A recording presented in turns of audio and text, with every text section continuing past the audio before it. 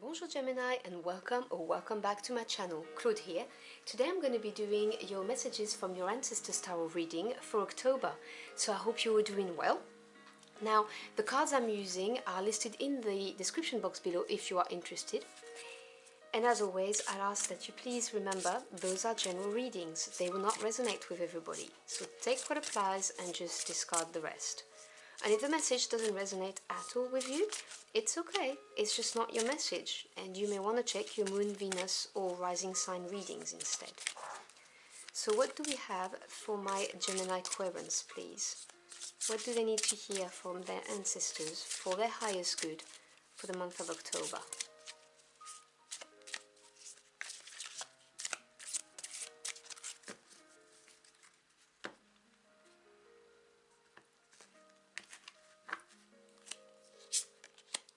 So we begin with the third harvest, card 38, and it reads, Daughters of the woods, feel thy sacred swell with suppleness. Taste the gathering of honey's milk filling your emptiness. We then have the card of intuition, card 23. You hold the answers, you know the truths. Ancient ones await behind the doors of the mind.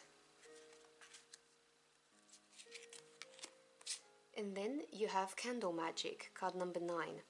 Speak your breath into its velvet, recite along its spine all that you desire, all that which will unravel. So let me put my deck on the side so I can talk to you about the message. So you've got the third harvest card, which is card 38. Now, this card really is a message of abundance and preparation and, receiving. And so your ancestors are saying to you that you are going to feel abundant very soon. You're going to have your harvest. It may not seem that way right now, but it's about to happen. So it's a very positive message, very uplifting, and they probably are telling you this because you may have lost hope for some of you. You may feel like nothing's going your way or things are taking too long, whatever the case may be, but they're telling you that, you're going to harvest your abundance soon. This is also a acknowledgement of the work that you've put through, because you are rewarded for that. And it will make you feel so much better is what I'm hearing. And then here you've got the card of intuition in this position, and the card of intuition obviously talks about your inner sight. This is in the spread, this is the message, this is why they're telling you this. They are telling you that you have an intuition that runs way deeper than what you think, and you may have been turning a blind eye on it, ignoring the messages, and they're saying that the answers are within yourself. I don't know why I'm going to say it because it's a message they're giving me, even though normally this card doesn't bring this for me. But they are saying that they have given you the knowledge that you need, and it is coming up as an intuition for you. They've given you downloads basically, and you can tap into that. They've given you the knowledge, and it's that gut feel you feel, it's coming from them. So I had to say it because that was something that I felt very deeply. And here you've got the card of Candle Magic. This position is what you could do in order to better receive or act upon the guidance your ancestors are giving you. And the card of Candle Magic talks about intentions and prayer. If you do not pray, like to God or to the angels, any kind of spell that you do, that you pronounce, any intention that you pronounce is the same effect. This is speaking to the universe your intention, what you want to happen. This is also card number 9, which is the number of achievement. So they're basically saying that you need to put into words what you want. What is your intention? What are you trying to achieve? What do you want out of life? Whatever the case may be. And, be very clear about what it is that you desire. And then take action.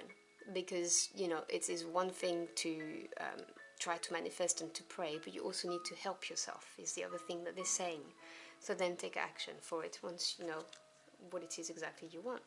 So let's clarify with the tarot. Can you clarify those messages for my Gemini Aquarians, please?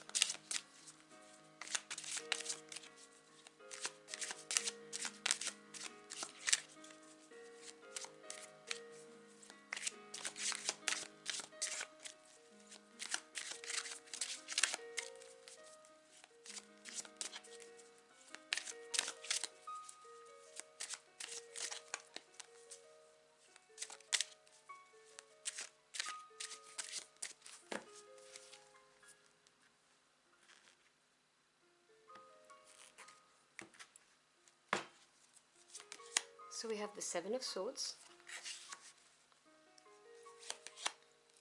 the King of Cups, and the Devil energy. Bottom of the deck, which is the energy working behind the scenes that you may not be aware of, we have the Ten of Swords. Okay, so the 10 represents completion in a tarot, or the end of a cycle. Swords is your energy, this is air energy, so it's to do with knowledge, ideas, thoughts, and also truths and communication. The Ten of Swords is the end of something that has been difficult, because as I always like to say, the swords, they cut. Now, to me, it represents the ultimate release. It's accepting something or a situation or someone for what or who they are, and completely letting go, being in total acceptance, and the relief that comes from being in this state is obviously incredibly freeing, which is why the Ten of Swords, there's very often a sunrise behind, because it's the beginning of a new dawn. It's a necessarily end, you know, coming to terms with something, letting it go so that something else can come out, something much better for you, you know, the end of strife. So you have the Seven of Swords, same energy, air energy, right here. Now 7 represents self-evaluation, self-analysis, and from that you gain obviously experience that enables you to build the confidence to move forward. And to me the Seven of Swords is the work smarter, not harder. This is really a card of looking at things and how to make things manifest in a more easier way for you. I'm not detecting the shadow side of it, you know, like things happening behind your back and thief and blah blah blah blah blah. I'm absolutely not getting any negative messages from this card. This is just saying you need to work smarter in order to get your harvest. You know, be prepared to receive it, manifest it, be clear in your intention, and maybe do things differently, things in a way that you did not think you could do, you know, think out of the box, very linked to your intuition. And you have this King of Cups here, which I was not surprised to see under intuition, because the kings represent mastery of the suit, knowledge, expertise, and cups is water. It represents feelings, emotions, but intuition. So the King of Cups, and obviously we're talking about the energy, we're talking about the characteristic, not the gender of the card. The King of Cups is somebody who is emotionally mature and very, very much in tune with their feelings, their emotion, and their intuition. And they are the kind of people who will trust their gut over the facts, you know, as opposed to, for instance, the King of Swords, who will be much more factual in their decision-making process. So the advice is to embody the energy of this card. Your ancestors are saying, you know, get in touch with your deep intuition, you know, really, really get going with that, because you will find the answers if you do so. And then under the candle magic, you've got the Devil. Now the Devil is a major arcana, so it's a big energy. And to me, it represents also the direct intervention of your spirit team, and in this reading, obviously, your ancestors. Now the Devil energy is not all negative, okay? Obviously, it can be a limiting energy, it can be linked to negative, repetitive cycle of behavior, it could be addiction, temptation, all of that, you know, anything that gives you a sense of gratification and you regret as soon as you've done it. There is that element, but not in this reading. It is placed directly under the candle magic, which is about manifesting and being very clear about your intentions. And the devil is a very, very powerful force. This is, you know, your passion, your desires, and you following them. It can also be an incredible bout of creativity that can come, you know, with your manifestation, which is exactly what I'm hearing. And not to fear it is the other thing that they're saying to me. But it will become more clear to you as long as you, or as soon, should I say, as soon as you tap into your intuition and you know, start to look at things in a different way is what I'm getting with this Seven of Swords.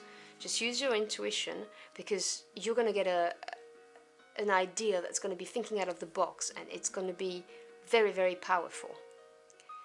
So let me close out your reading with a couple of final messages. So can we have some closing messages for my Gemini Aquarians, please?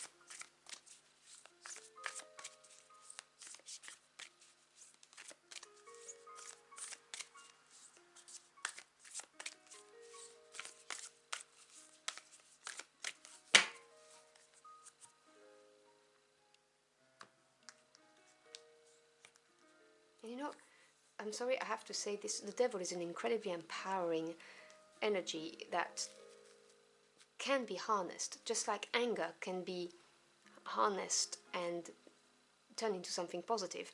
The creative and passion and desire that the devil embodies can be harnessed to get what you want in a very positive way. I had to say that. So we have the full moon in Capricorn. Take a reality check. That is in reference to look at things from a different point of view, think out of the box, work smarter.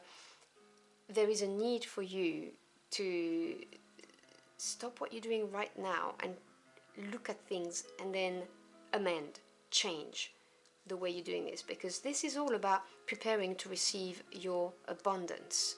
Bear this in mind. And so they're just saying to you, okay, stop, assess, and then pick a new direction. This is what I'm hearing loud and clear. You know, you're releasing something here with the Ten of Swords, and it's not an easy energy. Sometimes it's uncomfortable, but it's very freeing. Do not forget that. There is also, sorry, I have to say it, they just said that to me, manage your expectations.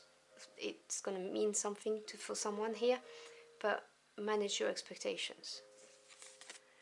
You then have new moon in Scorpio, go deeper. As I was saying, with the devil energy, because I felt the urge to give you more detail about the card, you can harness the passion, the drive, the desire of the devil card, you know, that energy. Scorpio is also very intense. You know, this is all about really not being afraid of passion is what I'm hearing. So when you think about your gut, what your gut is saying, you know, go deeper. Don't scratch the surface. Try and go deeper. When you get a hunch on something, follow it. Don't just look at it and think, oh, okay. You know, follow it to the depth, to the bottom of it, so that you know what to do. That, again, was a message for someone special here. So I hope you've enjoyed your journey for the cards with me. If you found this message helpful in any ways, do let me know in the comment box below. I'd love to hear from you. Thank you so much for stopping by. Your time is your most precious commodity, and I am very grateful you chose to spend it with me. I wish you a wonderful month, and I'll see you again very soon. Until next time, au revoir.